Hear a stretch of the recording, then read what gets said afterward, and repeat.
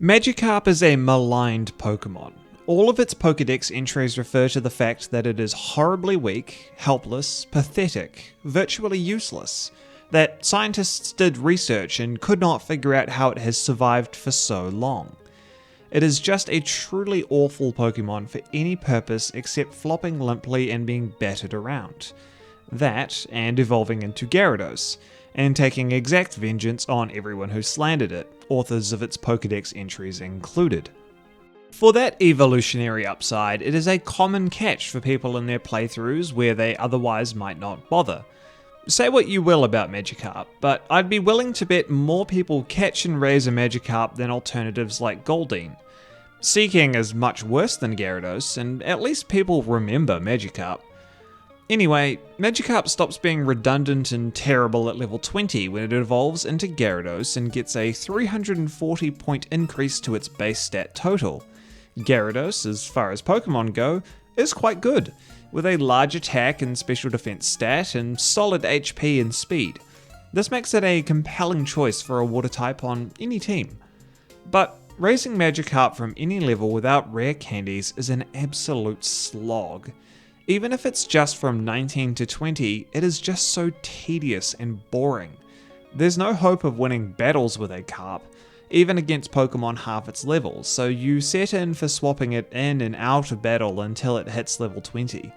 This sucks, it has always sucked, and even if it's only one level, it still sucks. Interestingly, Magikarp can be found at some exceedingly high levels in some games, including those of Generation 4 and the Generation 5 sequels. We're going to focus on Gen 4 today, because that's what I want to do. Notably, these high-level Carps do not appear in Diamond and Pearl, so we'll leave those out and start instead with the rarest Carps of Heart Gold and Soul Silver. In Heart Gold and Soul Silver, right after beating Morty, the player can immediately head east towards the Lake of Rage, which is known for its violent Gyarados population, which created the crater that then filled with water to become the lake. Slightly south of the lake, on Route 43, you can surf in a couple of pools. And you can surf right after you beat Morty, who has as his ace Pokemon a level 25 Gengar. So you beat Morty and the Kimono Girls, acquire Surf, and head east as fast as you can. On Route 43, there are a couple of pools of water that have Magikarp and only Magikarp in them. Most of these Carps are at normal levels for surf encounters at this point in the game, mostly around 5 to 25. But for whatever reason, the developers decided to make the total level range for these Magikarps 5 to 50. That's right, level 50. You can beat a boss with a level 25 ace and within 10 minutes catch a level 50 Magikarp if you know exactly where to look. The Magikarp slots are something like this for the specific pool. One super rare Carp at level 50 and then a bunch of them at level 25 and below. So you either get the 50 or a Carp that's lower level than the red Gyarados down the road, i.e. totally useless. The level 50 Carp is rare, however. While getting an encounter is not difficult, you could quite easily surf around on this water for a long time before finding the fabled level 50 Carp. There's no comprehensive data anywhere on the internet for the levels that the Magikarp are encountered at, so with the help of some wonderful RNG tools, I did a little bit of testing myself. It's worth noting that this testing was theoretical and does not cover what actually searching for the Magikarp is like. The tool I used is called Pokefinder, and it's used to test and locate all sorts of scenarios and Pokemon in the games, from breeding to wild encounters to shiny generation and all sorts of stuff. It's really cool, and if you're at all interested in Pokemon RNG, I highly recommend playing around with it at some point. Anyway, I set my criteria in Pokefinder to generate surf encounters on Route 43, and generated 500 encounters. In those 500 encounters, only one Magikarp was level 50. 1 in 500. Also, the particular Magikarp that was generated was trash. Awful attack, HP, speed, and special attack. Anyway, easy enough to get pretty unlucky there, so I generated another 500 encounters to get another sample set. In the second sample of 500, there were 4 Magikarps that were level 50, so 5 out of 1,000 total. More common in the second set, but overall still very, very rare. Just to be certain, I rolled a third set of 500 to see if it would strike down the middle of 1 and 4 or something else entirely. The third set of 500 delivered a total of 3 level 50 carps. Still exceptionally rare for what is essentially a useless fish that gets really angry at some point and destroys everything. After this, I decided to get a really big number, which was scary because PokeFinder's calculations started to upset my computer, and then I generated 10,000 encounters, and I was glad that I did. Out of those 10,000 encounters, 99 of them were level 50. 99 out of 10,000. That is an absurdly rare Magikarp. It's not shiny rare, and certainly you could feasibly get one really quickly, but man, that's a rare carp. I bet most people who play Heart Gold and Soul Silver don't even surf in this water, barring to see what's on the other side. They have no idea about the powerful carps that lie within. One thing I'd like to note about the RNG tools here. They simply simulate generated encounters and don't tell the whole story of getting one of these carps. They don't factor in that in order to successfully look for the carp, you have to have repels up, have a Pokemon higher than level 25, and also that you have to surf around in turn frame a lot in order to get even one encounter. That process is a lot more painful than just generating 10,000 encounters and exporting a spreadsheet. Despite the pain, I decided to time how long it takes to get a carp a few times and average it out. Of the 3 attempts I could be bothered to do, the first took 2 minutes and 9 seconds, the second took 1 minute and 21 seconds, and the third took 1 minute and 29 seconds. So about 1 minute and 40 seconds on average under the somewhat optimal conditions of having a Pokemon above level 25 with a max repel and turn framing rapidly, though my turn framing is bad. It is exceedingly unlikely that the average player would just stumble upon this Magikarp. One last thing before we move on to Platinum's even rarer carps. The Lake of Rage, just for fun, has a hidden rare candy on the ground.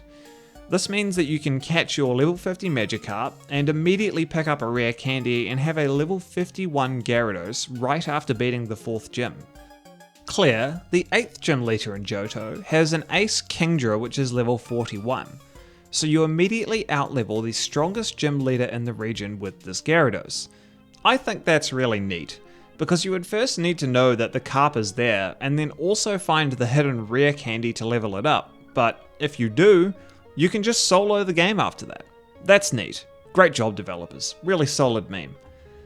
Pokemon Platinum is a whole different ballgame in terms of rare carps. Pokemon Platinum has the resort area, same as in Diamond and Pearl, which is a post-game area focused on rest and relaxation for trainers taking on the Battle Frontier challenges.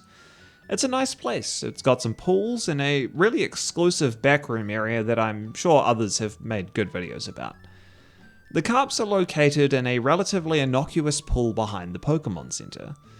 You wouldn't think that this area holds some of the rarest Pokemon in any game, period, but you would be mistaken. You can also only get these carps with the Super Rod. Even fishing here for a while, you could still leave with the impression that they are normal level carps.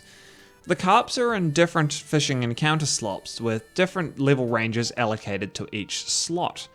There's a slot for Magikarps level 40 to 60, 30 to 70, 20 to 80, 10 to 90, and 1 to 100.